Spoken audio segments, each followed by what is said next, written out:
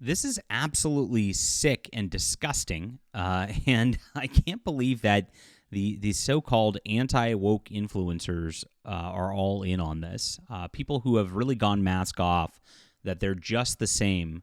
And I really think that the Gamergate 2 situation over the last year was infiltrated by the mainstream corporate sort of agenda.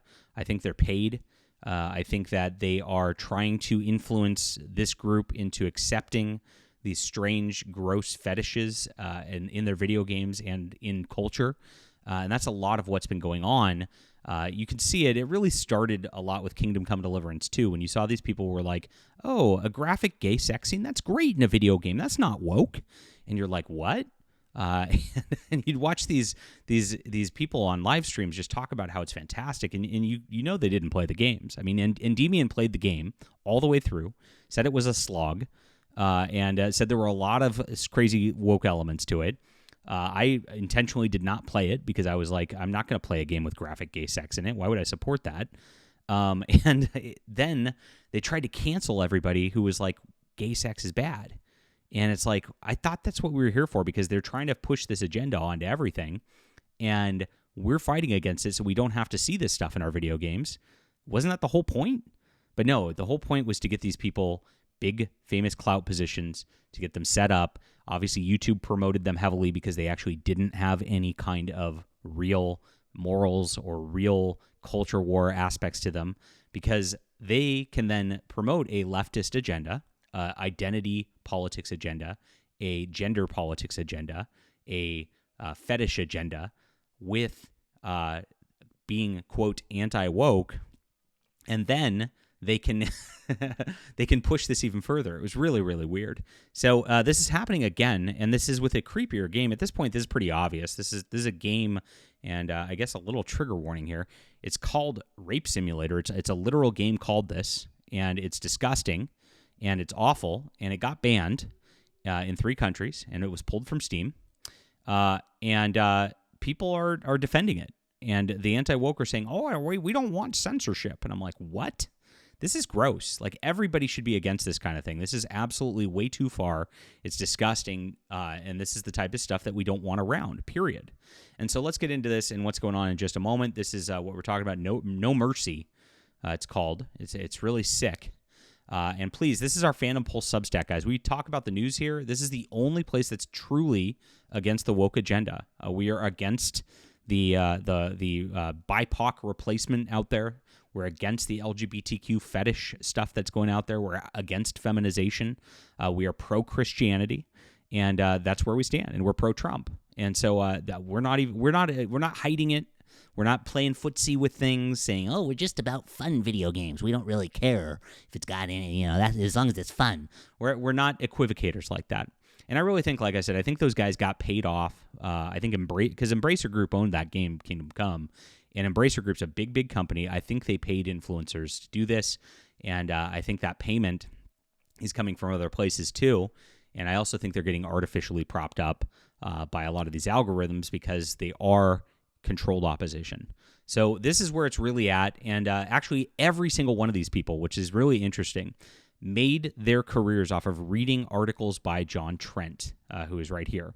So all the influencers got big over the last few years. John Trent was the head of Bounding Into Comics, if you don't know. He was the editor-in-chief. He wrote almost all the articles there that all the YouTubers used to read back in the day. And it was they'd all pull up his articles, read his articles, some of them even verbatim without even much commentary. And he wouldn't get famous, but they would. Very, very weird. And so he left Bounding Into Comics because Bounding Into Comics decided that they wanted to pursue the sort of access media things like IGN and all them have. They wanted to make Disney happy, and so they wanted him to tone down his commentary that opposed this woke stuff.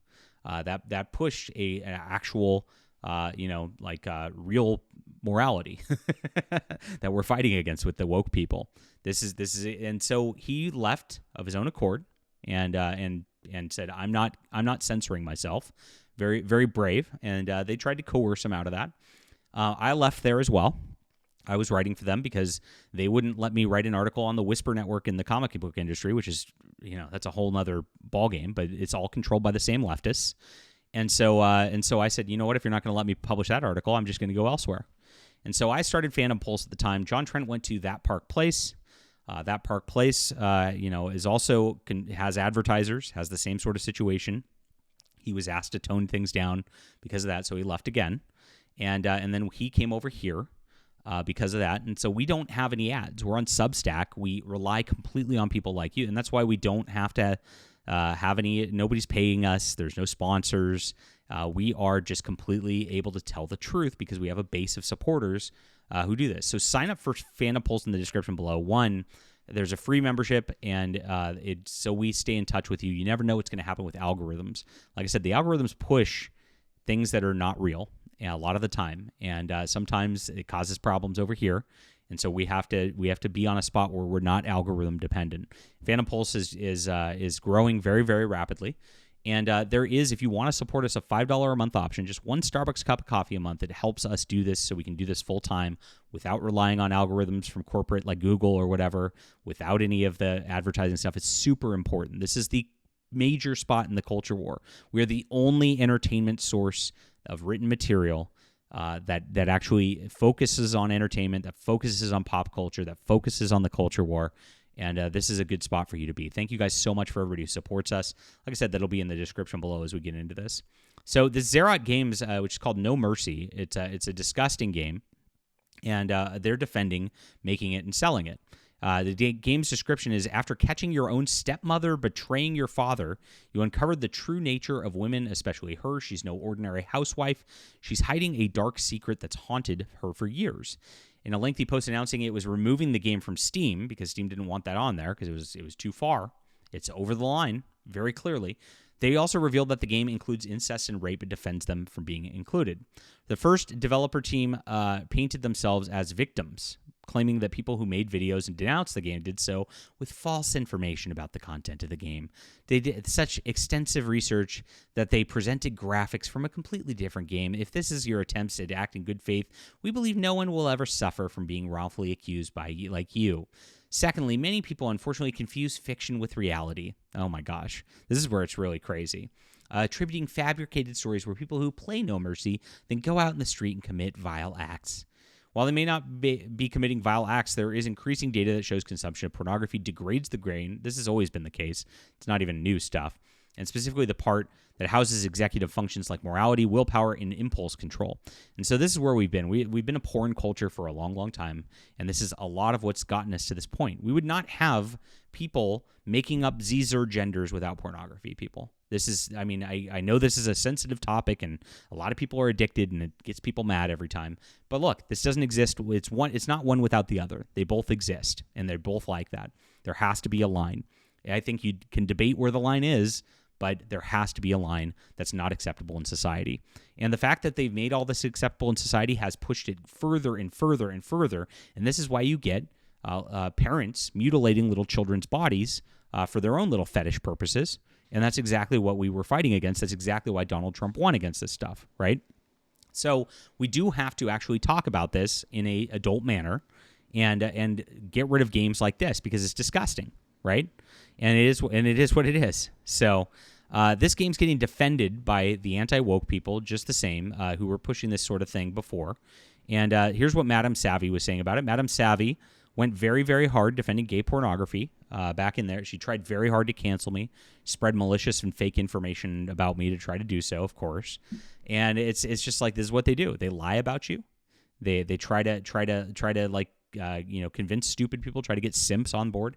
And this is what she says about this game.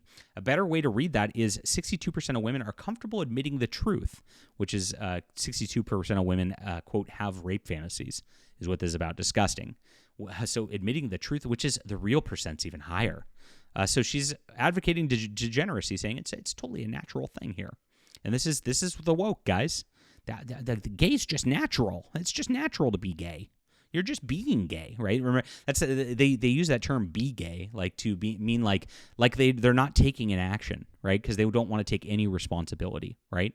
And so it's just natural. This is what they always come back. Oh yeah, it's natural to want to cut your own stuff off and pretend you're a woman. Some people just are women and for real, and they're just in the wrong body. right? I mean, it's nonsensical and it's illogical. It's gross. And of course, it leads to the degradation of society. This is the whole point of why we're here now. This comes from the way women view power and power expression. It's biological. They don't want the actual act. It's the point of fantasy. Ugh, this is gross. And again, this is just revealing that this is really just about their own mental illnesses is what it comes down to. Because this is about normalizing mental illness, right? And saying that mental illness is totally fine and there's no difference between mentally ill and not mentally ill. This is by far one of the most tame fantasies to ever have been considered normal. This is tame, she says. And this is it. And this is exactly what she's trying to push out there. And so, of course, she takes this like avatar, makes herself look, with the angles and stuff like that to get simps following her who like it because she's talking about gross stuff. And this is how these people get big as influencers. And then people who are leftists, and she is a leftist who promotes the LGBTQ agenda, she makes pornography herself, then gets into these anti-woke situations and then says, hey, we're going to change what anti-woke means. And if you notice, all these people say, oh, woke lost its meaning. It doesn't mean anything anymore. That's the other lie that they push out here. It is always about social justice with these people. It's always about pushing degeneracy, about their fetishes, about their gender ideology, 100% of the time. And it's really a mask-off situation when they're promoting games like this and saying that this is totally fine and that this should be on Steam and that this, that no censorship ever. The crowd is insane. They're leftists, people. And this is what's happening. So everybody who's promoting this right now, you could tell they're a leftist. You could tell they're a part of this whole agenda. Really, really sick.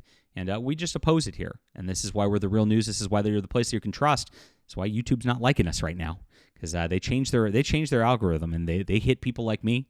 Clownfish TV got hit. A bunch of others have also gotten hit over the last couple of months. If you don't know this, they're just it's actually been a algorithm change on the audience side. And on the audience side, you are just not being shown certain content from creators that are the real deal intentionally. It happened at I'd say, end of January is when it started happening, and it's still continuing. They are just not showing it to people, and that's why you got to help get the word out, guys. Spread this, spread Fandom Pulse especially, because on Substack, what happens is we get an email list out of it, so we are in direct contact. We don't have to rely on algorithms. It's so important. Today. This is where the front and center culture war is at. Thank you for signing up and supporting us. Thank you for allowing us to do this full time and making this a success. We really appreciate it. And gosh, what do you think about this game? We'll be back soon. Leave a comment.